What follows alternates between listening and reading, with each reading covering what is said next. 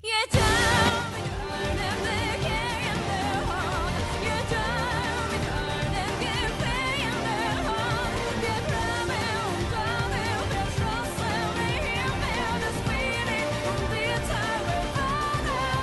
everybody. It sounds like an anime. Yeah. Xenoblade. Anime game. Yeah. Music's pretty good. Xenoblade Chronicles X. Oh, of course, this is fucking Hiroyuki Sawano. Yeah. That's what I said. Totally. Yeah. Obviously. Stop saying stupid things you already know. I love that. Thanks for helping with the rundown, Christian. No problemo. I copy and pasted that shit really good. Yeah, you did. Man, listen, man, that's the art of it. Somebody had to do it. Ain't nobody That's doing it. how it goes. Not wrong. All right. I am, in fact, quite wiped out. So, Hour of Power sounds good, everybody. Thanks for tuning in with us late tonight. We're gonna do an episode because we hate to miss it. We hate to miss an episode. So, despite trick or treating, we're here. That looks good. This looks good. Get some. Steal some of that candy and like get fucking fueled up. Yeah, I definitely tried that. I don't know if sugar really works that way on my stupid brain, but yeah. Okay. If you do enough, maybe. Maybe I just gotta do it now. All right. Hi, Nikki. Man. Don't forget the tweets, especially important since we're starting at a strange time. Yep. Let me get YouTube up first and get this showering Kool-Aid man off my goddamn computer. All right, that's good.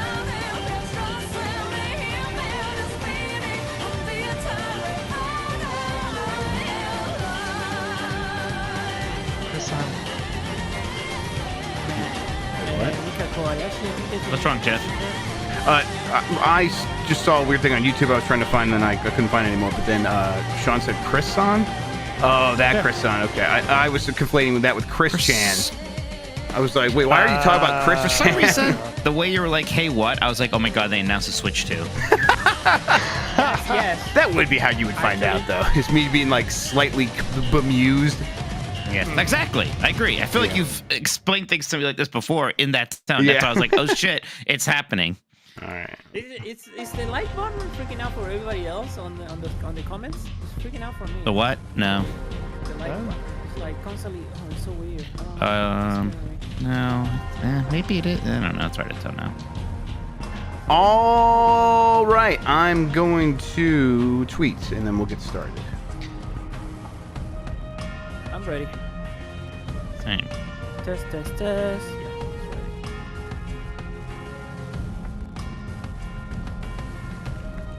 I think that was it.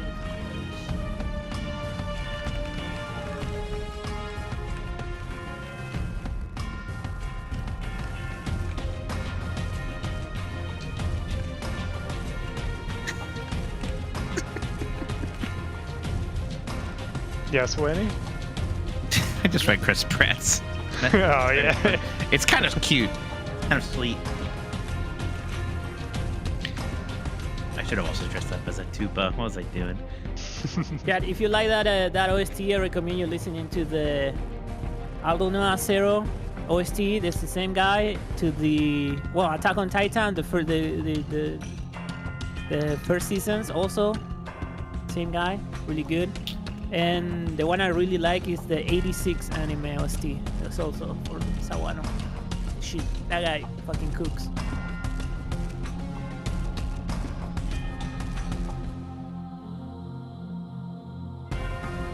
Yeah. Okay. Looking good? Mm-hmm. I'm good. Let's do this. You guys ready? Let's do this shit. Actually, let me make sure that I have the right music. I should. Test.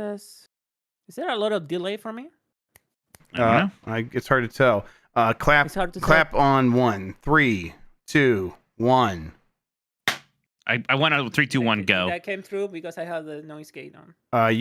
Mike clapped when it wasn't necessary for him to clap at all. But thank you for doing that. Thank you. Appreciate it, Mike. That's pretty good. Christian, no, it didn't come through. So then say Yankees on go. 3, 2, 1, go. Yankees.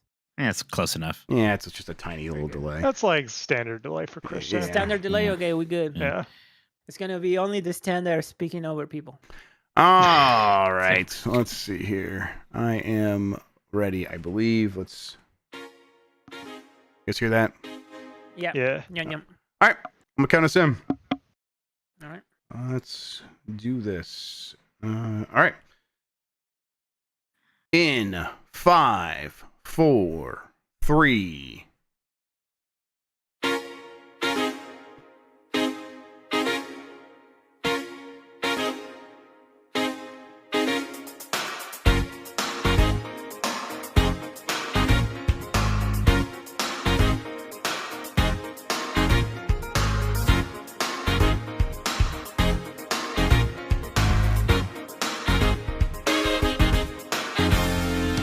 It's the internet. You're busy. Let's do this. Welcome to the Game Mess Decides podcast. This is the podcast where we decide everything about the world of video games so you never have to think for yourself. I'm your host, Jeff Grubb, and with me is... Oh, bother. In today's episode, what's going on with Wolverine, Indiana Jones previews came in, the Kool-Aid Man fucks, and Happy Halloween. I'm going to just read what you put here, Christian. We're not... That's right, because he has warm blood. He has the hot blood, motherfucker. Aren't we supposed to not swear in the beginning of the podcast? Yeah, like My the bad. I forgot. first couple of seconds, yeah, you're not supposed to. But hey, we're bad at this, and it's sometimes you know when you've just recorded the worst podcast of all time. Hey, how was your trick or treating? It was good. I don't know why I was like, maybe he's talking to Christian. No, it's great. It's great. We're doing fantastic. We're killing this. You know what? We don't have to do this episode. we can just stop now. I'll put this out. It's gonna be great. All right. People said in chat before that we didn't need to do this episode. They said it, and we all said it. So like, I don't know what to do now. We're workers, damn it. That's why we're here. Trick or treating was great. Yeah, we got to walk around. It's nice because we trick or treat. It's by my childhood home, and every year when I tell them that, they let me go inside for a little bit. So it's always nice to see that. It's very nostalgic. The kids had fun. The little 2-year-old was even into it, and watching her running around trick-or-treating was very cute. So yeah, it was very nice. I had a walking beer, at least at the start, so that was very pleasant. It was a very active neighborhood.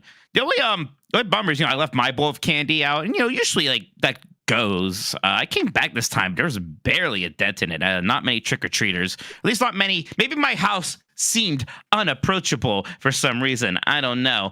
Yeah, someone's got to break the seal to show that there's a bowl up there, and people have to recognize it. I probably should have put the bowl not on my porch. Probably should just put it up almost to the curb. Yeah, that might have been the move. I have a little work table that's like a little plastic table that I can kind of I use from my circular saw or something. I put that out halfway down the driveway. I put a chair behind it, and then I put Mr. Bones, one of my skeletons, in that chair.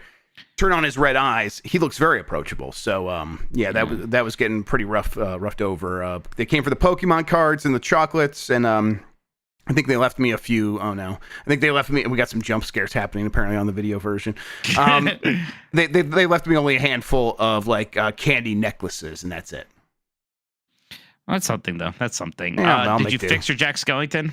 I found a temporary solution. So it was very windy today in my area. Very windy, and there was a problem with Jack Skellington. He fell over, and the steel parts that hold up both of his legs bent in such a way that it's been compromised. So I kind of leaned him against the house by the garage, and that was fine for tonight. But I think I'm going to reach out to my sources being Patrick Klepek, who I know has talked to people who are directly responsible for engineering these things, and I'm going to see if I can get some replacement parts. And if I can't get replacement parts, I'm at least going to get pointed to the community of people that have these skeletons. Community. Yeah, there's a whole community, is my understanding. And I'm going to try to get in with them and say, hey, what do you guys do in case this happens to you? How can I reinforce this? Should I buy a welding kit? Can I just go get a welding kit? Is that a bad idea? It sounds like a fun idea to me. So I don't know. I want to use him again next year because he is like it was still pretty expensive. We got him on sale at the end of last season, but it was still pretty expensive. I don't want him to just be a 1-year thing. So yeah. No. Oh, is it? I saw a few Jack Skellingtons when I was trick or treat. In fact, maybe even more popular than the traditional old Giant Skellington now. What tier of Jack Skellington do you have? Because I saw a few. Because there's one that, plays audio clips. One of them's like a full-on animatronic. His mouth moves and shit. I have the animatronic. Yeah. Wow. He sings and stuff, and shit. He's got the sensor on the front, so you walk past him. Yes, and his mouth is up there flapping. He's got 2 different sets of eyes. He's got angry eyes, and I put those on. The kids for like the last 2 weeks have been like, Dad, go out there and put the angry eyes on Jack Skellington. And I'm like, okay, all right, I'll go do that. And I did that, and then the next day, fucking broke. But yeah, it was, hey, I had a good time. If you're listening to this later, you're probably like, what's going on here? What's this episode? It's going to be a little bit shorter because we're starting later, because we were both out with family doing stuff. Right. We started at 10 p.m. instead of 9 p.m. So we decided beforehand to kind of just do a truncated version of the show. Mostly going to be everything you get, except for we're not going to do a game this week. That's about it. No. I have an early flight tomorrow, too. We're both going to, excuse me, I'm dropping my poker chips, Minneapolis tomorrow. Yep. My flight's relatively early. I'm looking forward to it. I think I mentioned when you were playing Costume Quest, but I finally got offered like a discounted first class upgrade. So I took that. That's really fun. I'm going to just be simple. The only thing that could ruin it is a chatty neighbor. So hopefully I'm just going to put my earphones in and look as unapproachable as possible, and that won't be a problem. It's going to be great. Delta One, I thought that the reason it was called Delta One is you're kind of in your own pod. I don't think I have a pod. Okay. It's not called Delta One. I don't have a pod. It's okay. Not a pod. All right. Yeah, it's a 2.5 hour flight. They don't do pods for those. Yeah. I mean, right. It's going to depend on the plane and what kind of plane it is, right? It's not the newer Airbuses that have the pods or whatever. So okay, yeah. All right, well, either way, enjoy it. Have a good time. I hope it's get wasted on the flight. 2.5 hours. See how many drinks you can have. Yeah, and you have fun with your layover. Yeah, I mean, I'll try. I'll play video games. I'm not gonna be bothered. I'll be just fine. I'm gonna do Game S mornings in the morning, and then I'll hang out at. Oh, you're doing Game S mornings. Yeah, because my flight's not till the late afternoon. Gosh, it's gonna start as I take off, so maybe I can watch. Do you have a game in mind that you're gonna play? Because I don't want to bring my ROG. I don't really see myself hunkering down for metaphors. So probably just bringing the Switch. Gonna catch up on some Zelda. Although I think Grim Fandango's on sale because of Dia de los Muertos, and maybe playing a little bit of that on actual Day of the Dead would be pretty fun. That'd be fun, yeah. I was thinking I might play Metaphor actually. So We'll see. We'll see. I should probably beat Zelda as well, and beat Zelda, Thousand Year Door. Thousand Year Door. Yep. What if I? Yeah, go ahead. If I said you're not allowed to beat Mario and Luigi or start Mario and Luigi Brothership until you beat Thousand Year Door, would you even accept that? And I think that's fair. I could beat it by then. Fair. Yeah. You have to. Okay, if I have to, I have to. All right, that sounds good. All right, thank you everybody for joining us. You can get more of us. I'll do that later. Give us a good rating wherever you are listening and hit the like button on YouTube, please. If you want to ask a question, you can drop a super chat during the show here on YouTube. Surprise, we're still going to do those because we get money. So send all those in, and we'll answer all of those before the end of the program. Thank you to Carlos Ayin, who is Insane in the Rain Music on YouTube, for the use of our theme songs. Thanks to 1UP versus CPU for our artwork. You can find more at 1UP-versus-CPU.com. We are on Spotify, Apple Podcast, and wherever pods are caught. Thank you to the mods. Thank you to Christian for producing, and you can get more from Mike and me and support us by going to patreon.com/GameMess. That gets you access to our Discord server, participation in Q&A sessions and our Game Club discussions, early access to new episodes of Game Mess Jeopardy and Columbros, and of course, all of our shows ad-free. As a reminder, you can, in addition to going to patreon.com/GameMess, you can become a supporter right here on YouTube by joining the channel or by going to Mike's Twitch streams. Twitch.tv/Tokoto. Support him there. It gets you a lot of the same benefits. I think all the same. Thank you for shouting out my Twitch stream lately. I appreciate that. Oh yeah, no problem. You put a lot of work in that thing. I really enjoy watching it. So good work. Thank you. It's been a big joy having people actually show up to that. I've been enjoying streaming. So thank you to everybody who's been tuning into that. And that reminds me, I wanted to say thank you to all you boys for doing this podcast. Even when we're busy, we don't miss a lot of episodes, and it's there's a kind of a side hustle. We get a little bit of scratch from it. We don't get a ton, but thank you you guys for always coming through and hanging out and making the podcast happen. And thank you everybody who does support us, because it does help. It does really kind of encourage us to keep at this and knowing people care. So thanks to everybody who's joined the Patreon recently. It means a lot, and especially in uncertain times that we live in. All right, I got some big topics here. Let's talk about them. Marvel's Wolverine creative director Brian Horton moves to Perfect Dark. This is from Sal Romano Gamatsu. Brian Horton, who was announced as the creative director of publisher Sony Interactive Entertainment and developer Insomniac Games' Marvel's Wolverine in 2021, has been off the project since summer, and he has now joined the initiative's Perfect Dark. What do you think this means for each game, Mike? It's always weird because gaming is so bizarre that even though the initial reaction is like, well, that's freaking weird, that can't be a good sign, and I still feel that in some way, it's also like, maybe it's fine, maybe it's normal, there could be a million reasons. Both of these games are relatively far along. It doesn't mean they're coming out next year, but probably they could, and they could come out the year after that. Maybe that's even more likely. But yeah, a lot of work has already happened in these games. So just losing that lead person this far in, it's a little strange. It's happened before, and it's happened to games that ended up being good.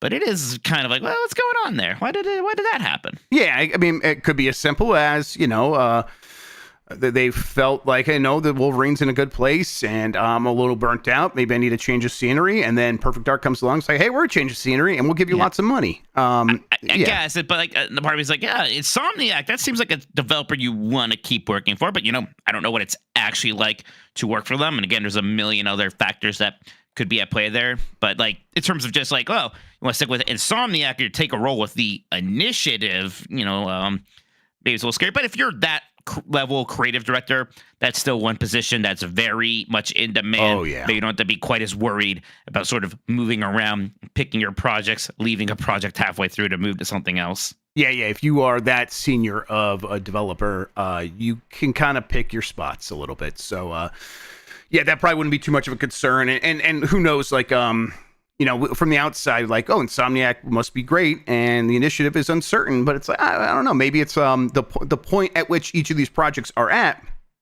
Maybe there's more uncertainty at Insomniac because it's like, man, they just put out some big games, and now the expectations for their games going forward are even bigger. And that seems like maybe these goals are becoming unattainable. And meanwhile, Microsoft would just be happy to have a hit. And maybe that's easier to work with or whatever. We're just speculating. We don't know.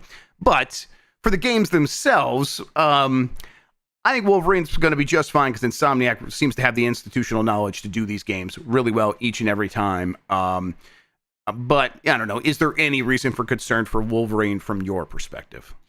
Again, just because I mean, there was one point where we thought maybe that game even comes out this year. Wait, back when this year started, then that obviously wasn't really the case. But I guess I thought that game wasn't too far away. So again, it's just that kind of lateness of it and what is being changed creatively. Is it story stuff? Is it gameplay stuff? Is it really not much? And it's just a matter of who is in charge to just literally be in charge and make sure that all the different parts are working together to get this game out the door. Then do you wonder why Perfect Dark, which, in my mind was in a similar position to Wolverine in terms of been in development for a while. We've known about it for a while. We even got that gameplay trailer for Perfect Dark last year, this summer. During this third thing this summer. Yeah, this summer. I think. Yeah, and it's like that seemed like part of that was, hey, this game's looking pretty good if you want to come work on it, but also the game is coming along. And then that's what I heard. I heard a little bit of some people were like, no, I'm encountering a lot of issues with this game. And then I immediately heard after that no, most people working on this game are very happy with it. Why does it need a new creative director? Does that raise alarm bells for you? A little bit. I really liked what we saw when they showed a little bit of that gameplay, but maybe it's just kind of speaking to me with that Mirror's Edge influence it was wearing. It's a little concerning. Sure, it's definitely not the end all be all. Development goes in a lot of strange places before you cross that finish line. I guess like this game had a release date, right? So they don't have to worry about quote unquote delaying it or something like that. I don't even think it has a release date. I forget they even said 2025 when they showed that gameplay the other time. They might have, but it's like that would have been so. It would have been like nobody would be like, you promised 2025 if it's suddenly right. Not Everyone next kind of year. like, oh yeah, sure, 2025. We'll believe it when we see it. Yeah. Although if that's not the game, like I guess Fable's the 2025 game, or Gears isn't next year. I mean, right? they have Avowed still coming in 2025. That's the start. Yeah, early 2025. Although I seem to be the only person who cares about Avowed, so I don't know. Yeah, I guess so. Yeah, Avowed, and then Fable, I guess, could come out. Is that 2025? I don't know. That's what. Maybe that. They didn't even say 2025 when they showed that video. Right, that sounds right. As far as I can see. Yeah. Okay. Yeah. I think both these games still have a very good chance of being very good. All right. They could. I think they're both like a little indicative of, man, especially Perfect Dark, which was another one of those. This is a quadruple A game. Boy, games sure are expensive and hard to make these days. Yep. And it's like, man, what does Perfect Dark really need to do in order to kind of make not just some money, but make a lot of money? And you think about that, it's like, is that possible? Can it actually make a lot of money? You're so right, because you started talking about what does that game need to do, and I started thinking, like, what does it need to do to be a game that I like? And I'm like, okay, a little Hitman, a little Metal Gear Solid 5, a lot of spy bullshit, and then you're like, and what does it need to be like a hit and sell a lot? I'm like, oh shit, I don't know if any of that helps. I don't know if any of that makes it a very successful game in terms of like how much it costs to make. Who knows? So yeah, it's that's a big question mark, but I mean, Perfect Dark was always going to be that way until like it comes out and like really has proven itself, because it's like, who even knows what they want from Perfect Dark anymore? They kind of have to show us what we want from it. So they're kind of that last trailer, there was some promise, and so I'm still hopeful. And of course, another Marvel superhero game, Wolverine, and they did Spider-Man. Now they're doing Wolverine. They're doing the top two Marvel superheroes. I have all the faith in the world in Insomniac being able to pull that off. So yeah, that Insomniac leak did happen. People were playing Wolverine that like build early builds of Wolverine. Right? That's so weird, but it's like, I wonder what people think of that so far. And could you glean anything from that? Probably not. All right. Speaking of like having faith in games and like getting your hopes up, the previews are in for Indiana Jones, and kind of across the board, very positive. You and I talked about this a little bit, and I think you were right. Like, hey, we hear these kinds of positive previews for games before, and then like from like something like Dragon Age, and it's like people seem to really love it, and then the game comes out and people like it. They like it a lot. They like it so much it gets like an 82, 83 on OpenCritic, but that's not like necessarily reflecting the amount of positive glow that came out of those previews. Right. The same thing could happen here, right? That's Sonic Shadow Generations numbers. Yeah, right. Yeah, exactly. I mean, that's, I don't know what that means. It's just kind of funny to say. I was so really like pulling for a Dragon Age to be like my big comeback for a Fantasy Critic, and it got a lower score so far than Dan's like 5th best pick, like Call of Duty. Damn. So it's like, okay, well, I'm just screwed now. It's funny you say that, because like my only hope is Indiana Jones in the last circle. So funny you brought that up, which probably won't be enough to get Dan's lead is just absolutely ridiculous in our Fantasy Critic. Yep.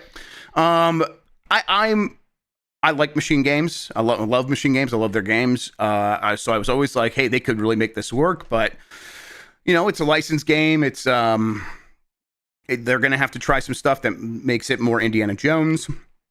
Does that make it more difficult for them to pull off something that is really fun? I think so. Yeah, I think it's going to be challenging.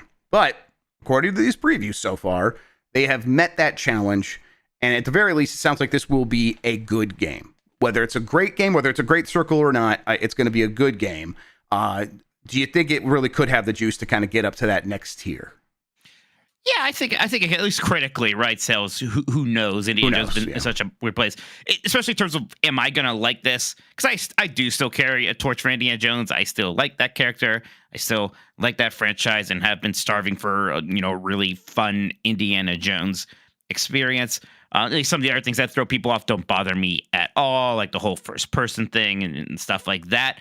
Yeah, I'm kind of ready to get my hopes up a little before this. I'm really looking forward to Great Circle. I think that it seems like they figured it out, and it's going to be a pretty fun experience. Yeah, I think there was a time when Indiana Jones was just like right there with Star Wars for me. It's like, man, these properties, this stuff is so my shit. I'll just watch these movies over and over again, and that's waned a little bit for me. I think mostly it's like, oh, Indiana Jones isn't actually cool anymore. I'll just keep that to myself, that I still really like that. Sure. So I think that's part of the waning process there. But it's like, you know what? If this game comes out and makes me feel like I'm in an Indiana Jones movie, which is not, I don't know if that's really what I was ever thinking I wanted from this game, but that's what a lot of people, the previews are saying. It's like, it really feels like it's carrying the torch in the way the recent movies haven't been able to. And I'm like, Right. oh, wow, that sounds very nice to me. It's like, of course, Indiana Jones could work in video games if they nail all this stuff, and it sounds like they are. That's the nice thing about video games compared to movies. When you have to do the weird de-aging thing in movies, it always looks strange because there's like this contrast, right? In the video games, well, yeah, young Indiana Jones is going to look the same as every other character in that game. It's all fine. Yep.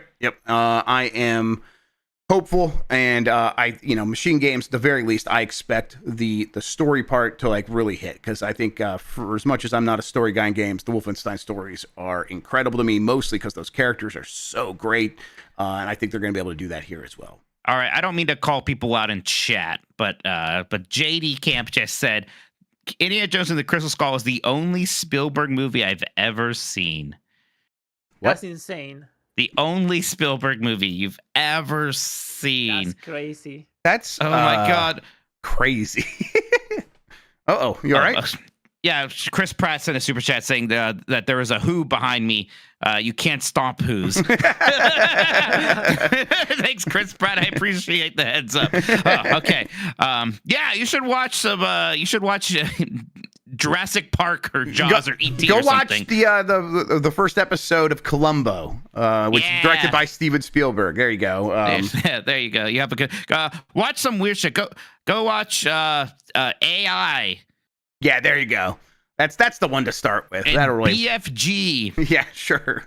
Yeah, you go watch more Spielberg movies. That seems like Love a you, good JD thing. Camp. Yep.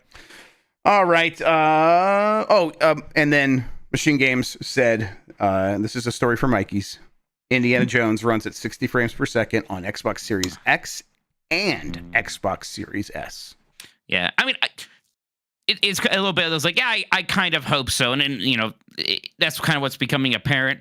Is it's really the bigger open world games, those Dragon Dogmas and Monster Hunters, and some even like the Jedi Survivor or Star Wars Outlaws, the games that are a bit more open. That's where the struggles with the frame rate really come in. I would have sort of hoped and assumed that this wouldn't be a problem for Indiana Jones, but still, it's nice to hear. Yeah, are there like open world games made in id Tech? I don't know. I don't really. Was Rage 2? Is that kind of, yeah, it definitely was. Rage 2 actually looked pretty good. But that Rage is 2 like ran pretty nice. Right, but that's like id themselves, and at a certain point, it's like, of course, they're going to be able to make it do what it needs to do. But yeah, it's at the very id Tech, like, of course, 60 frames per second is relatively easy to get out of that tool set. So the fact that it's running that well on Xbox Series S isn't that surprising, but it is a relief, especially for a game that is primarily first person. That's going to be a good way to play that game, kind of like on anything. So, hey, that's wonderful. All right. Anything else we should mention? You know what? No. Let's we'll move on from here. Okay. We'll take a quick break. And then if anyone wants to talk about anything, we'll get into the super chats. And if there's other stuff we want to bring up at that point, we can. All right. We'll be right back after this. All right, break. Good news. You can download the Monster Hunter beta on Steam. But it's not online. The server's not online yet. Oh, Rage 2 isn't even id Tech. Wow. Okay, weird. Oh, Wait, really? What about the super textures? What was No, that was Rage 1. not super textures. Yeah, was it mega textures? Yeah, that was Rage 1. Yeah, it was Rage 1. Yeah. It was developed by id Software. What the hell is the? All right. Yeah, Rage 2 was made by Avalanche on their engine. Okay. Yeah. Okay. Weird. Proprietary Apex game engine. Okay. Strange. Fair enough. All right. Well, then that kind of answers our question about id Tech being able to do open world. All right. All right. We're gonna come back. We'll do super chats, and we can like take our time here because then we're gonna do what we've been playing, and that's gonna be it. Yep. Okay. Yeah. And we're back. Mike, let's correct the record. We beefed it. Well, I think this is understandable. But yeah, apparently, Rage 2 did not use id Tech. It used Avalanche Studios' proprietary Apex game engine. Right. So there you go. Remember at the time, it's like, oh yeah, Avalanche is making like that open world Rage sequel, and I completely forgot all of that when we were just talking about it. So yeah, fair enough. Man, when are we gonna hear about Contraband? Speaking of Avalanche, God, that's right, man. I have not heard hide nor hair of that game in years. So yeah, we'll see. Maybe that's that. Maybe that's that. We have to wait till the next Xbox E3 like showcase. Mike, we got some super chats. Let's get to those. yes, absolutely. Radu Perico Tagana says Bailey rules go supporter. We're rooting for you. Yep, we haven't really talked about that here. If some of you haven't heard, Bailey was laid off from fandom, which absolutely freaking sucks. So yeah, please go support her at her Patreon, her Twitch. I know the Twitch is Bailey in versus Predator, which is an incredible name. I'll find that Patreon link here. It's Patreon. It's just Bailey Myers. Yes, it's patreon.com /Bailey Myers. So there you go. We'll put a link to that in the podcast description, please, Christian. It was. I was devastated. I mean, it was devastating because a lot of people lost their jobs at fandom yesterday, and but yeah, I really loved working with Bailey. I thought she just everything she touched, she made so much better. So yeah, it was really, really tough. Yeah, and I know it's a little awkward, like Bailey going to do more stuff at Giant Bomb. Yeah, probably not. She can do stuff with Game Mess, right? Yeah, Don't true. see why. So if she wants to. Exactly. Hopefully we can figure out some ways to still bring her on here. Yeah, we'll keep her stuff in the orbit as best we can. It's just it's challenging when someone works at a company and then gets laid off, and then like maybe we could pay you contract to come. It's there's always so many legal problems with that, but and there's maybe she doesn't want to go do anything for right, fandom, exactly. Right? That is completely, you're right. We haven't even considered that. Very good point. So but hey, we definitely want to keep Bailey around as much as possible. So we'll get her on some of this stuff. All right. Yeah, please. JD Camp says, Mike, how scary is the Jimmy John's pickle witch? That's pretty scary. That's fucked up. We shouldn't be doing that. That's disgusting. Your finger's just going to smell like pickles for the rest of the day. It's gross. So it's just a sandwich on a big pickle? It's pickles like instead of bread. Right. So yeah, top and bottom are pickles. It's gross. I really like pickles. I don't think I'm fine with it though, because I think that's too much. I want the pickle to just be the pickle. I'm going to go pick up the pickle with my bare hands, so my fingers are going to smell like pickles. I recognize that regardless. But yeah, I don't need all the stuff in there, because then you start getting weird texture stuff. I don't know. I'm fine. Please, no, thank you. It's a gimmick. It's a dumb gimmick aside from my distaste for pickles. Socrates' friend Daryl, with their 5th super chat, thank you, says, been playing the new Dragon Age and have been really enjoying it. The environmental design and art is stunning, and it makes me very excited to see Mass Effect 4. Yeah, I think the game looks great. I think like the colors really pop, the environmental design. It like drives me crazy. People talk about the stylized characters so much. They are slightly stylized in a way that I really like. The fact that that's one of the many sort of forced controversies around the game is something. No, I think the game is gorgeous. It runs really well on base PlayStation 5. So once I'm back from this trip, I definitely want to sit down with it some more. Yeah, I'm gonna play some at some point. I don't know exactly when, but yeah, I'm looking forward to spending some time with it. And yeah, I think it's right to be excited for Mass Effect 5, please. While there won't be a ton of like, because Dragon Age looked that good, Mass Effect will also look. It's going to be different artists, different engine, all that stuff, but. That's a very skilled studio. This still has a lot of people who are very passionate, and a lot of people who really care about making Mass Effect good. So I'm really rooting for them. Baba is me says, regarding bland pasta sauce, I suggest Arrabbiata's spicy marinara. It has been a game changer for me. I think you might enjoy it, Jeff. Have a great extra life, and don't forget your winter coat. It's chilly here in Minnesota. Oh yeah, I meant to check the weather. It is going to be cold there in Minnesota, because it's been good. It was 79 today. It was crazy. Oh, that was the one like bad thing about trick or treating. It was too warm, and I'm dressed in this freaking poo. All the kids were too hot. They're all shedding parts of their costumes. So yeah, I would very much welcome some colder weather. But yeah, thank you, because I may have just not brought a coat, because I'm like, well, it's warm here, so I'll be prepared. Now, yeah, sure. There's pretty nice jarred pasta sauces. I enjoy making sauce. I think it's relatively easy and fun. Especially if you just buy some San Marzano canned tomatoes. Like canned tomatoes are pretty good these days also. So you can make nice sauces out of those and some other things. And I like to use because again, bit of a baby mouse. So I like to blend it all too. So I have a very smooth sauce. I just sort of enjoy that a bit more. But yeah, there's plenty of good sauces out there. And you're still a monster for saying that you think pasta is bland. Yeah, fair. I recognize that. You're right. Now as we're talking, it's like I think I could go for like a spicy marinara or not marinara, a spicy spaghetti sauce with spaghetti and like mushrooms and stuff. That could be really good right now. But yeah, I don't know. Big Fresh 37 says, honest. All right, here we go. Here's a big. How confident are you in a Kamala victory? I don't fucking know, man. I don't know. There was a little kid dressed as Donald Trump while we were trick or treating. His mom just was walking around with the MAGA hat. That's funny. Yeah, we my across the street neighbor has had a Trump flag for a long time, but the rest of the street, which I'll say, a lot of former cops on my street. I was like, oh, there's not a ton of stuff. And then this week, there were quite a few more flags out, including some neighbors who I wasn't sure about. And then my one neighbor down the street. Have you seen this picture of Donald Trump in the orange vest?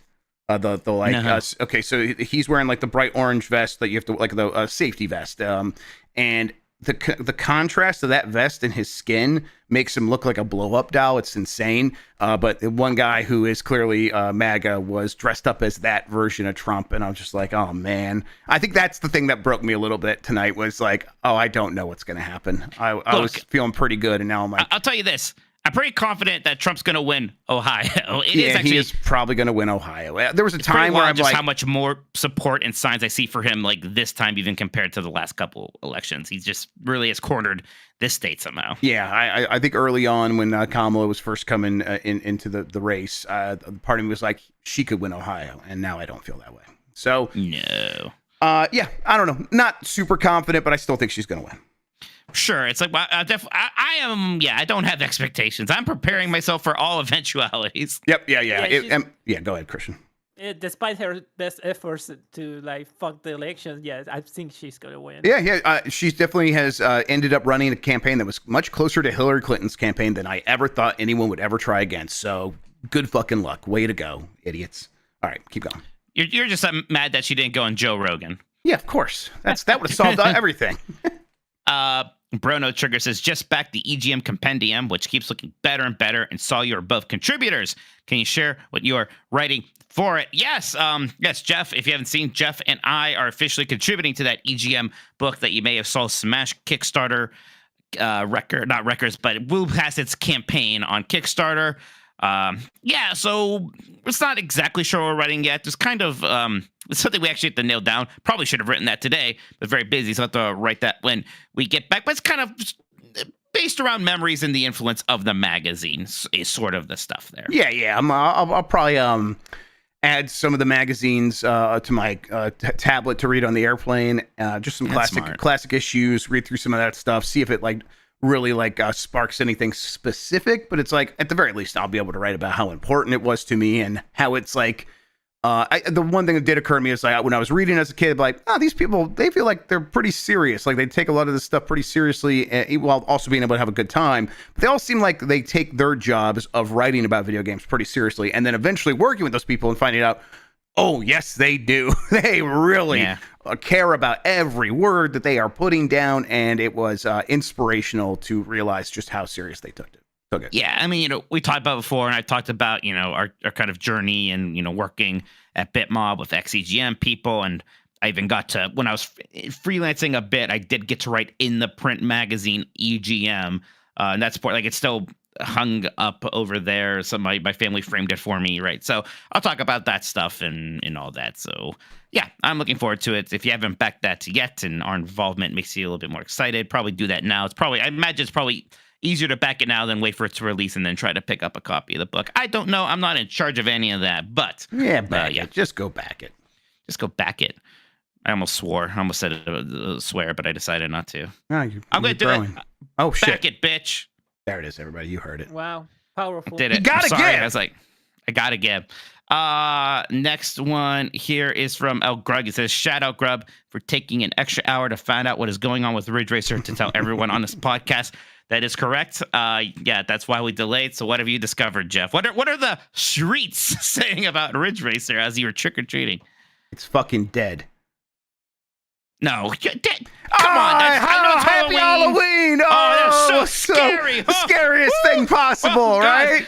Oh, come on. I know it's Halloween, but you can't kill me like that. Boo! Yeah, got your ass. I don't know. We'll see what I can really nail it down. I'll let you guys know. Allie Miracle says, I just had a kid deny the candy I was passing out as mid. No Feastables. Happy Halloween, everyone. I respect that. Me I'm sorry, Allie too. Miracle. Me too. Yeah. It's like, I mean, This is mid. yeah, I would be worried about that if like they get in the door. It's like sweet tarts. Get the fuck out of here with this mid bullshit. Yeah. I like sweet tarts. Yeah, I know. But I think they're like that's the one. But Like, kids a lot wouldn't. of kids would think it's mid. Kids like nerds now, and I had a bunch of nerds. Really? But again, nobody. Yeah, I think nerds. Something happened in terms of pop culture with nerds. My brothers tried to explain it to me. I did not understand. Did Mr. Beast like say them or something? I don't think so. No, I don't know. okay. Something happened with nerds. Yeah, Mickey knows nerds are over again. Did I show speed like jump over a big pile of nerds or something? I don't know what happened, but people like nerds a lot now, I think. My neighbor came over and was like trading with me. He's like, man, can I get some of those candy necklaces? For some reason, I got a real hankering for him. So we were doing a candy swap. It was a good time. Just two grown men out there swapping candy. T Money OG says my Indiana Hoosiers, excuse me, are good at football for the first time ever. Is this what it's like to be a Detroit Lions fan? Yeah. I mean, listen, the Detroit Lions are kind of juggernauts right now, which is a really weird feeling. And as well, the Hoosiers are good. They're not juggernauts. Like, so yeah, listen, enjoy it while it's happening. But I don't have any advice for you because I haven't really been here either. We'll see what happens with our teams. Good luck to you. Chris Pratt says, dressed up as a tupa for Halloween this year. Don't stomp me on accident. A bunch of crying, laughing emojis. Hey, what's up? You fucked up at some point and gave me access to this room. Oh no, yeah, it's Nikki Grayson, everybody. Yay! Hey, Sean, I'm design. recording my local audio. Oh yeah, we don't do that on this show. It's fine. Oh, fucking huge. Yes. Okay, the reason that nerds are popular is that they released the gummy clusters a year and a half ago or so, or maybe around the pandemic.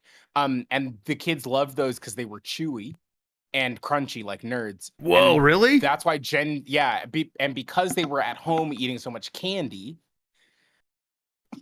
they like it now because they've grown up. They got the taste and for nerds. that's why Gen Z loves nerds so much. Wow. Thank you so much to our candy correspondent. Anyway, happy to help. Thank you so much for your time. Happy Chat with you Halloween, later. Nikki. Goodbye. Happy Halloween. Thank you, Nikki. Incredible. Well, there you go. Okay, then. It's beautiful. Thank you, Nikki. Tell you what, that And thank sounds you, real Chris good. Pratt. Yeah, thank you, Chris Pratt and Nikki equally. I mean, there was Nerds Rope for a while. Remember that? Those were okay. I remember hearing about it. I don't know if I ever saw Nerds Rope. I think I would get them at the movie theater sometimes. They were it's kind of a weird texture, but not bad. You know, like ropey nerds. Well, anyways, hey, Big Jimbo Ryan's back. Yeah! Dressed as something with a B. I can't see the rest of it, and I don't know how to say Dressed the rest. as a Bowser. Thank you. Happy Halloween, everyone. I have a pie for both of you. No tricks, just hot, delicious apple pie. I can't wait to play Indiana Jones. Oh, Ryan, how are you doing that to me? Can I call you Ryan? Are you less likely to be called by your last name when your last name is also a first name? Yep. Like people call you Grubb, people call me Minotti. Yeah. But if my last name was John, I don't think people would call me John. This could be like just in books and maybe popular media, but my understanding in England, where our good friend Big Jimbo Ryan hails from, the way it works is your very close friends call you by your first name. Everyone else in your orbit calls you by your last name, at least up until like maybe a professional setting, but maybe even in professional setting. But like in school, it's like everyone's their surname unless you become friends, and then you use the first name. So I think even in that, I think he probably got called Ryan a lot. Okay, yeah, it's interesting because everybody right now calls each other by their last names in metaphor, and I'm like, I want you all to get closer and start being on a first name basis. It would make me happier. Do you think that's going to happen? I don't know. I think it might. That's like, honestly, if that happens, that makes me more likely to play it, because that sounds like a cool, like a good beat for that story. That's fun. That's a remnant from the Japanese culture where like they never called each other by their like first name. Right. Here. I call Jeff. Everyone else calls him Grubb. Yeah, that's fun. I call him Grubb because I know 17 Jeffs. Like I can keep. Yeah, up. but I was like, Mike's first Jeff. He was my very first. Right. Yeah. He's mine before he was yours. Next up is Just Rex, who says, when you use a stim pack in Call of Duty and you get amped up and energized, that's what Bailey was for any content she was on. Fandom made a mistake. Yes, they did. They did repost the.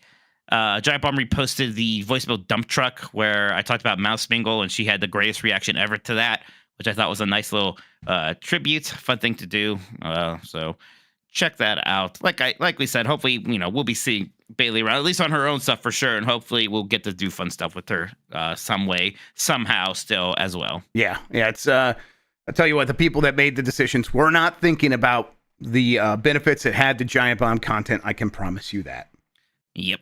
Brian Devlin says, what's y'all's go-to scary movie? I do like watching The Shining quite a bit during Halloween time. Probably my main go-to. Yeah, I think The Thing is up there for me. Thing is great. Yes, The Thing is great. There's some others for sure, but that's probably the go-to.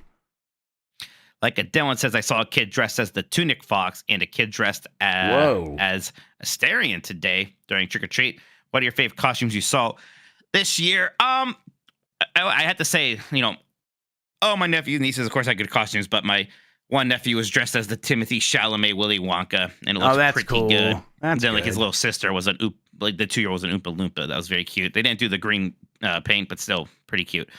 I saw four 12-year-old girls dressed as old ladies, and I was like, that has to be the Golden Girls. And then I was like, I guess they could just be dressed as old ladies, but I want it to be that they're the Golden Girls so badly. Yeah, that would be great. The kids got is like Nerds and Golden Girls equally over with Gen Z? I hope so. I don't know. Golden Girls certainly had a big comeback, but I think I got super into Golden Girls. That's a great show. But I don't know if that extended to the 12-year-olds. Right, probably not. Probably not. Input video here says Power Hour. That's right. Welcome to the Tower Power Hour. The Game Mess decides Power Hour, everybody. George Green Thumb says Happy Halloween. Happy Halloween to you, George. Thank you so much. Happy Halloween. El Grug says, in honor of the Nintendo Music app, we did talk about that. That just released the Mario Wonder soundtrack. Oh, it's already added something new to it. That's nice. What is your favorite song from the Game Boy version of Dr. Mario? I mean, is there a different option other than Fever? I mean, I like that song a lot. That's pretty good. I've got a cowbell, and the only prescription is more Fever. Yes. What do you think about that app?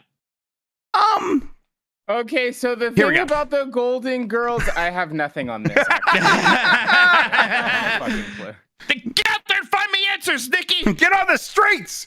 The question was, what do I think of that app? I think it's surprisingly competent. Still very weird. I don't know how often I'll ever use it because it's just so easy to type a song into YouTube and play it on there. But I don't have a problem with it. I'll tell you what, if they put the entire Super Smash Bros. Ultimate soundtrack on there, I will probably use it. Yeah. I will probably use it pretty frequently. But short of that, I don't know. Do a curated one so we get Lifelight and that amazing ska version of Gangplank Galleon and stuff like There's that. There's so much amazing stuff. Yeah. I mean, honestly, the Mario Kart 8 Deluxe soundtrack, is that on there? Because there's some great stuff in there. All of the stuff from the Switch where Nintendo used an actual in-house band crushes so hard. So, and I would guess I would maybe turn on the app a little bit more frequently if I could easily access that stuff. And I think the extended feature of hey, take this song and here's a 15, a 30-minute, a 60-minute version of it automatically.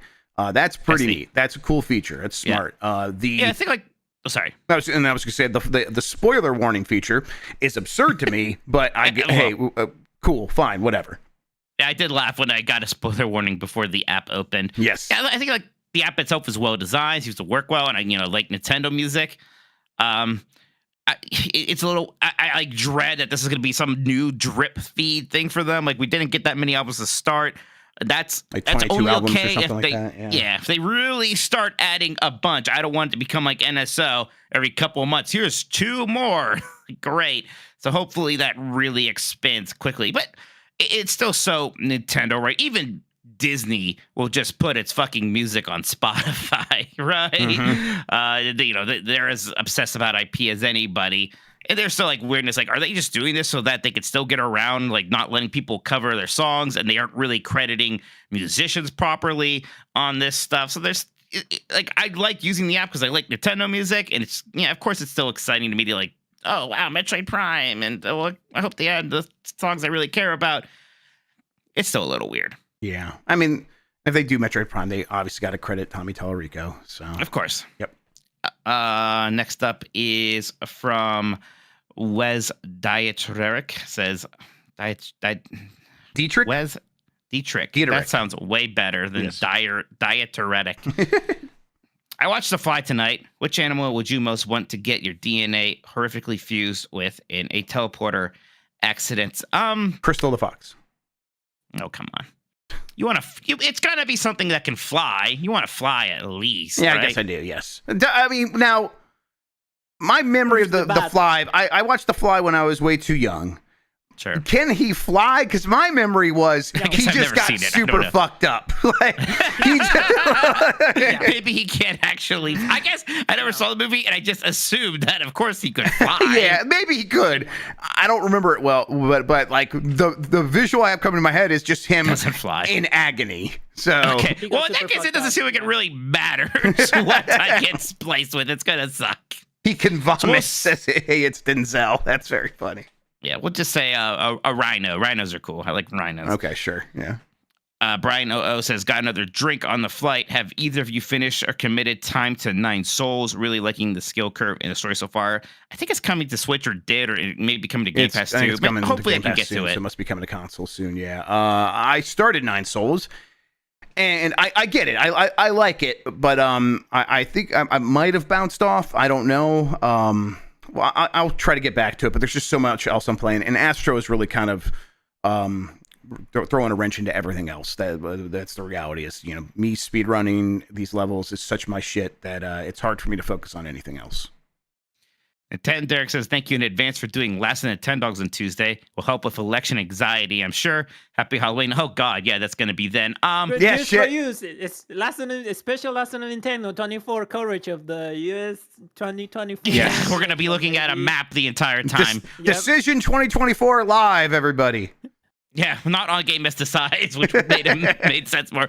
Yeah, and look, like, it's going to take a while for them to figure this out. I remember last time, it was like we went to bed thinking one thing's going to happen, then something else happened, and then it was just disputed and talked about and was annoying forever. So, yeah, I don't want to pay that close attention to it. We're not going to really know what's going on for a while anyways. But yeah, we'll just talk about 6th, Nintendo. Yeah, exactly. We'll talk about the Switch too, because they'll probably announce it before that, of course. This was when Chris Pratt warned me about the Who behind me. Mm-hmm. Yeah, this must be that ex-director of Wolverine. This is the Who that Horton heard. Yeah, this is the Who that Horton heard. And now maybe you're going to leave too? Are you going to get scared and run away like he did? I guess you're not a Horton coward. Yeah. Yeah, I'm not an elephant thing. They made that CG movie of Horton Hears a Who with Jim Carrey as Horton, I think. Does anyone remember that? That happened. I believe you, but that you could also be making that up.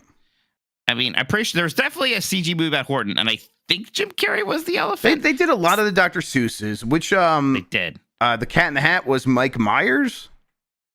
The Cat in the Hat was Mike Myers. Yes. That was live action. That was fucked up. Sure. Right. Steve Carell is definitely the Who. Okay. I remember that. I believe. I forget who's Horton. Probably Chris Pratt.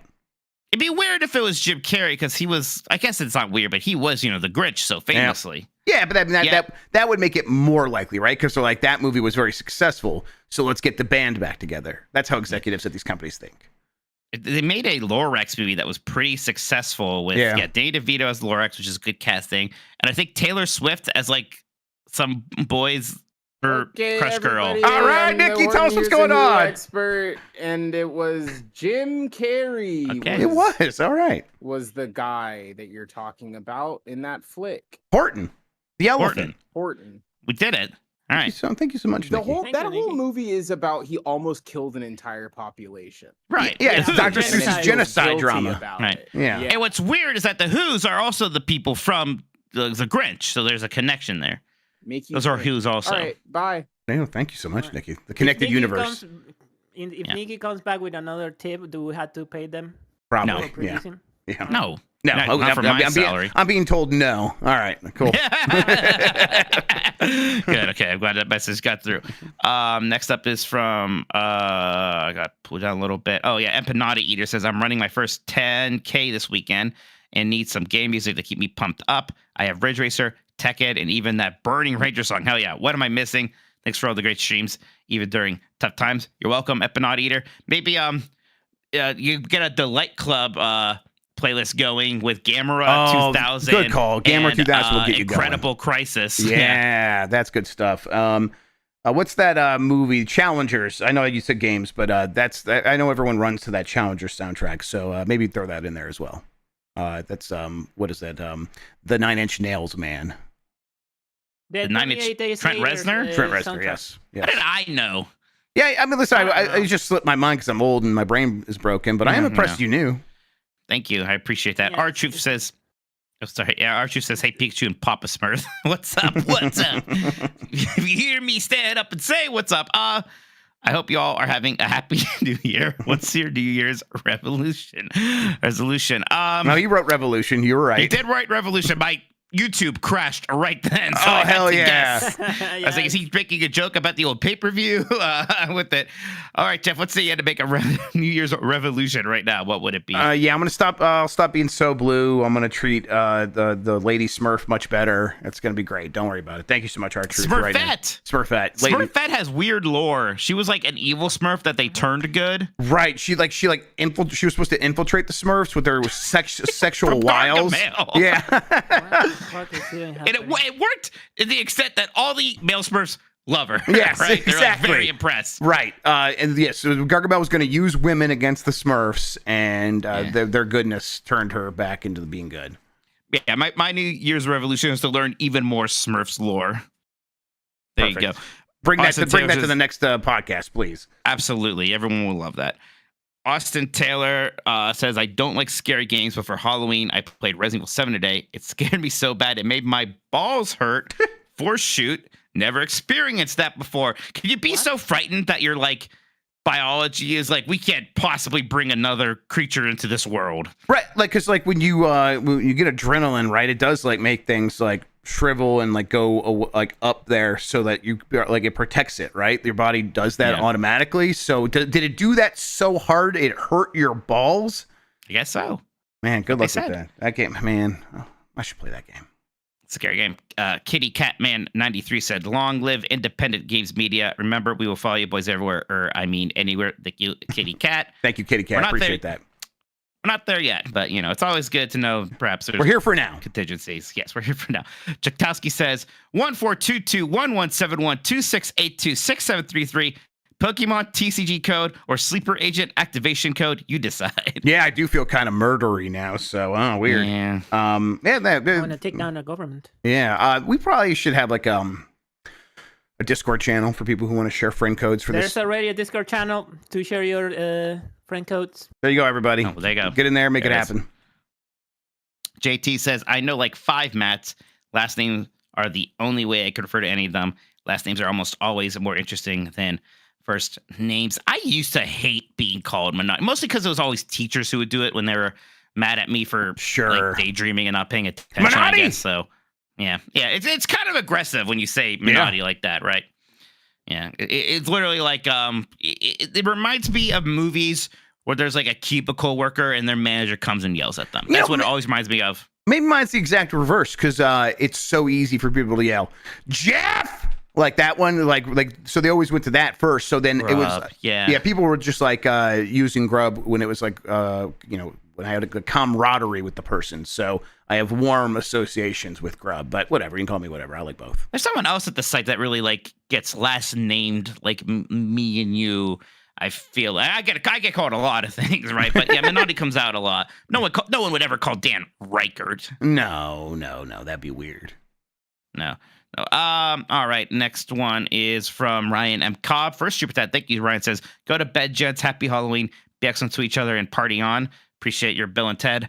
Reference says, "Yeah, I'll be going to bed right after this. Get ready for my flight. I guess I have to do a little bit more packing. But yeah, I gotta go finish some laundry and finish some packing. But I'm good. I got, like I said, game mess mornings, and then my flights later on. I'll be fine."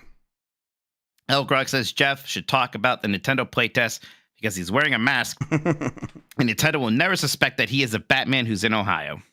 Yeah, Bat Grubb has actually not played the playtest, but that Playboy Jeff Grubb, I hear he's been playing it a lot. Maybe get him to talk about it.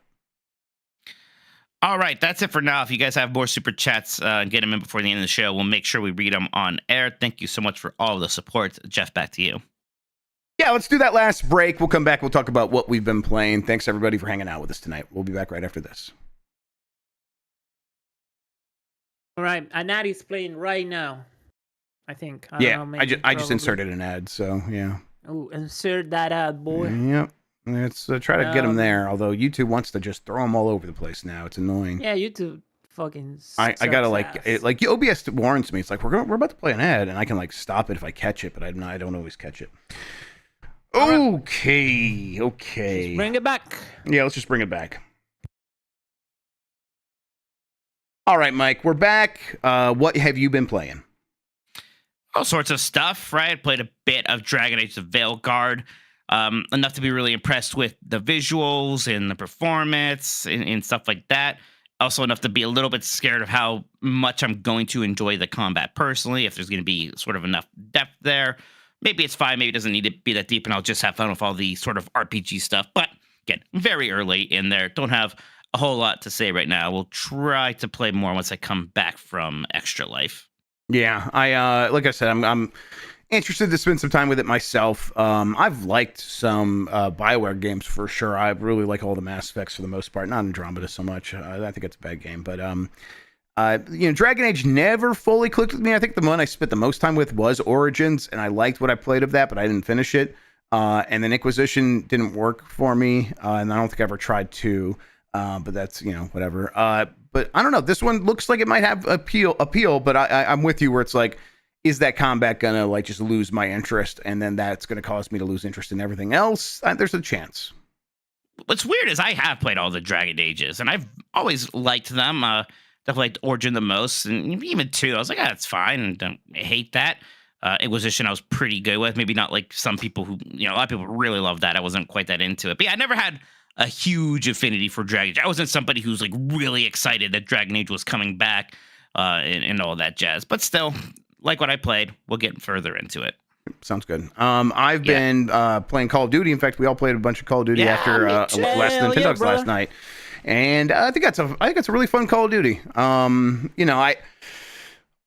always be like, oh, I miss this about old Call of Duty, but like they're doing everything right with this one for the most part. Feels really good. I think the map design is interesting at the very least. It's well done. It's designed by people who've done this a lot, and you could tell. And then the weapons are all pretty good. I think whenever I'm using a weapon, I never feel like, man, I wish I was using a different weapon. For the most part, it's like, oh yeah, this just feels really fun to shoot with. Which once you kind of get those handful of things with a Call of Duty, the underlying, it's just fun to move in a Call of Duty because the mantling feels really snappy and the sprint feels really good, and now this omnidirectional being able to dive and sprint in any direction is actually surprisingly cool. That like carries it so far on its own that getting all the other stuff on top of that right makes for a really good version of a Call of Duty. So I'm impressed with it. Yeah, the multiplayer has been a ton of fun. It's felt good. I haven't played a whole lot of Call of Duty in a long time. Even at its height in that 360 era for a lot of people, I wasn't as into it as some. But yeah, playing with you, I was actually playing my brother right before this. I was having a good time. I played a bit of the campaign and liked it okay. I don't know if I feel too much of a drive to go back into that. I think I'd rather just be spending that time playing more multiplayer, maybe checking out zombies, although I've never been a big zombie person. But yeah, there's a lot of there seems to be some hype around this one, and I think it's justified.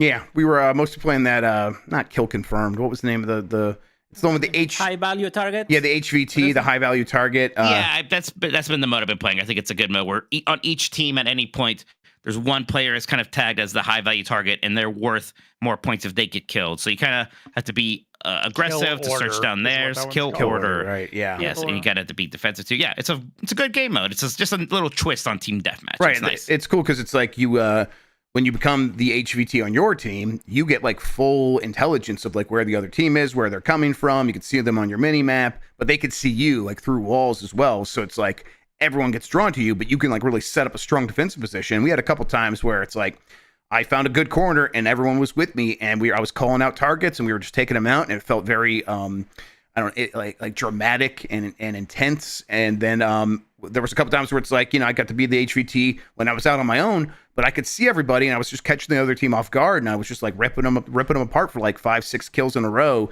And that also felt very cool. And then the rest of the time, it's like, at the very least, I know where the HVT on their team is. So there's always something to like go towards. It's team deathmatch with a slight objective. I think that's a really good twist on it. So yeah, I was enjoying that mode as well. Yeah. Did you try out the Monster Hunter beta yet? I downloaded it, if that counts. It doesn't. No. Yeah. No. It doesn't count at all. It doesn't count at all, yeah.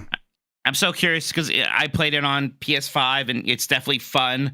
I don't love how this game is in world where they're kind of cutscene heavy, especially the beginning. Like, boy, look, sometimes I'm into that sort of stuff. Not really for Monster Hunter. Whatever, that's a small deal.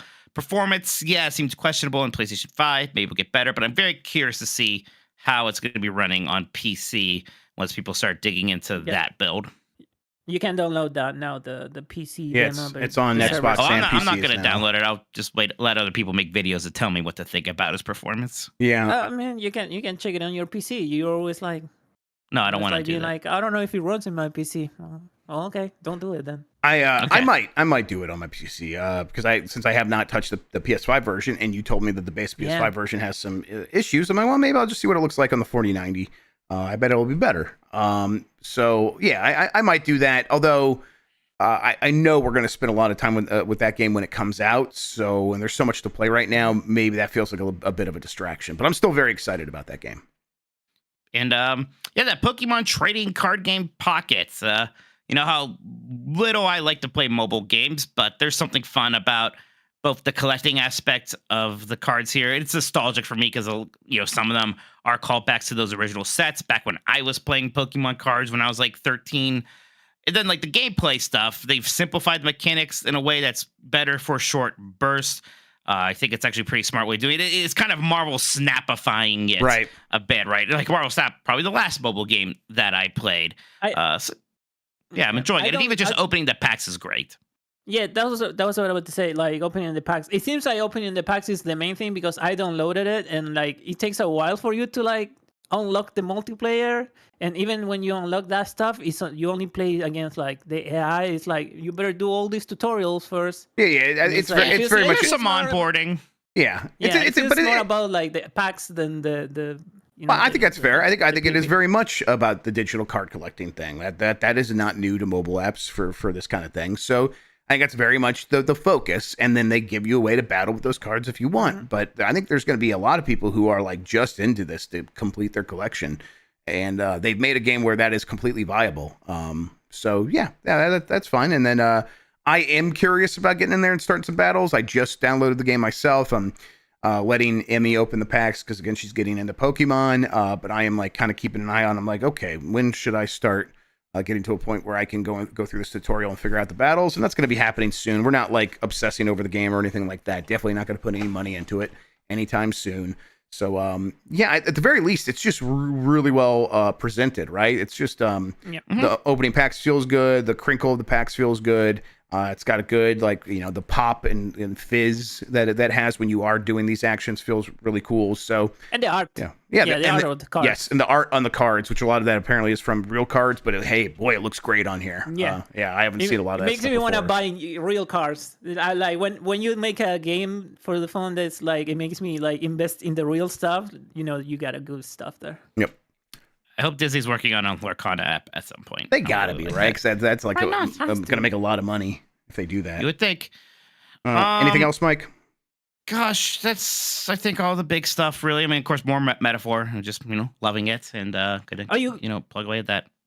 you got to that island. What do you think? I'm in the island biome. I love that. Is my favorite OST of the year. That the song from that island. I love it. Yep. It's so good. Good stuff. But yeah, that's it for me. Yeah, the only other thing is I've played a lot more Astro, but I've not touched the new level that came out today yet. So I played it once and it seems fun. There's also a little bit of Mountain Run vibes to it. Ooh, A okay. little bit. No. Oh boy. But no. yeah, it could be fun. Yeah, Dan sent us his time. He's currently beating all of us, including Jesse. That won't last long, as we've seen from the previous 2 weeks, though. So yeah. I don't know. That last one, I'm like, I'm so close to like getting to the 35.3s. I'm like, I kind of want to just finish that off, but nope, I've run out of time, so I'll start that new level at some point. But hey, I'm traveling tomorrow. I don't know when am I really gonna have any time to play this new level. Yeah, I liked that last level fine, but was ready to move on. Oh yeah. It was just such a tough one to grind out improvements on. It really was. Yeah, go ahead, Christian. Sorry, one question. Do you know that at the end, when all the levels are gonna be out, are they gonna do like aggregated of all the? Oh, all right. Yep. I don't think we know yet. Yep. That would I be assume cool. they will. They did it last Also, time. it would be cool if they have a mode where you had to marathon it, like meaning that you had to. If each run issues all the levels at one time, that would be cool. Yep. That could be neat. I definitely, just give me the aggregated score though. That's ideal. That's what they did last time. Yep. I hope they do that this time as well. All right, that does it for me, though. Like, again, a lot of time in the Nintendo playtest. Wish I could talk about it, everybody, maybe someday, but that's taking up a lot of my time because I don't want to miss out on it. Not great for the podcast, though, because I can't say shit about it. So, cool. All right, Mike, did we get any more super chats? We got one more, but it's a good one. Mikey O'Leary says, outside of the seduction aspect, it is pretty wild how much Shadow the Hedgehog and Smurfette have in Origins. That's the action aspect is Shadow, isn't it? And we're talking about Shadow when he said the seduction factor. No, Shadow doesn't have the seduction factor. I'm afraid it's Smurfette. Speak for yourself. Are you sure about that? Speak for yourself. Am I allowed to say that floozy? Wait, who are you calling a floozy? Shadow or Smurfette? Smurfette. Okay, I think they're both floozies. All right. Yeah. So yeah, they are both created to infiltrate the good side. Why was Shadow created? I'm actually not sure if I understand because I don't remember. I don't know how Shadow is like Smurfette, aside from kind of looking like good version. Both made in a lab. Yeah, that's true. They are both the ultimate life forms. Yeah. All right. I think that's gonna do it for the show. I'm gonna hit the music. Yeah, I'm getting hot in this. They both have onesie. black hair that goes blonde. Like I guess. Goku? Well, because of Super Shadow. Mikey's right. It's all coming together. Okay. What a shit show, am I right? Absolutely. Thanks everybody for sticking with us through whatever this was. I enjoyed doing this show. I'm glad everyone enjoys listening to it. We'll have a new episode next week. We'll be back for Last of the Nintendogs, of course. If you are wondering what's happening on Giant Bomb tomorrow, that's up to Jan. Whatever he ends up doing, you're going to go there and you're going to tell him, great job, Jan, because he's doing a great job. But yeah, hey, Mike, Sean, see you boys tomorrow night. Yep, see you tomorrow in Minneapolis. Yep. It'll be fun. Looking forward to it. I'm going to see these guys in I'm person. coming back too, baby. Yep. See you there. Oh, we're flying in person. Oh, shit, damn it. Yeah, see you in person for the first time, Sean. Looking forward to that. That'll be cool. Yeah, it's gonna be weird, but I'm excited about it. And that is for Extra Life at Dan's house. Tune in on Saturday at about noon Eastern, 1 p.m. Eastern, 1 p.m. Central. We'll figure it out. You'll know for sure, but it's gonna be midday on Saturday. Watch us. We're gonna do a lot of really fun and dumb stuff. When are we gonna play this that new Smurfs game that's a Mario 3D World clone? I want to play it real bad, actually. It got decent reviews. It has a 76 on Open-Critic, right? Like, I thought it. I kept getting. They think they know I'm the platform guy, so I got a lot of emails about this game. They're like, "This is a Mario-like game with the Smurfs." I'm like, listen, I would love to take you up on this offer to like play a lot of this game, but no one cares about the Smurfs. And now we've talked a lot about the Smurfs, and I feel maybe an obligation to play it. I told you my revolution is to get more Smurfs lore. This could be my outlet. Yeah, so yeah, I probably will play that game. Maybe I'll put that on my Steam Deck, and that's what I end up playing all weekend while How's I'm your health traveling. right now, Jeff? How do you feel? I feel a little run down, but I don't feel like I'm gonna start shitting out of both sides anytime soon. So yeah, Great. Yes. we'll see. Fantastic. Thanks for listening, everybody. Catch you next time. Take care of yourself. Goodbye.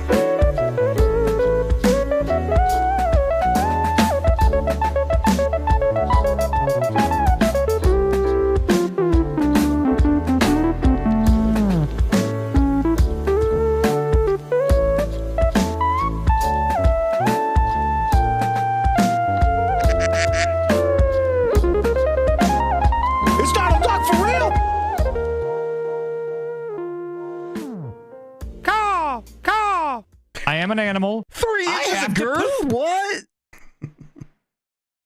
Till I see evidence that the world is round, I'm not believing a damn thing.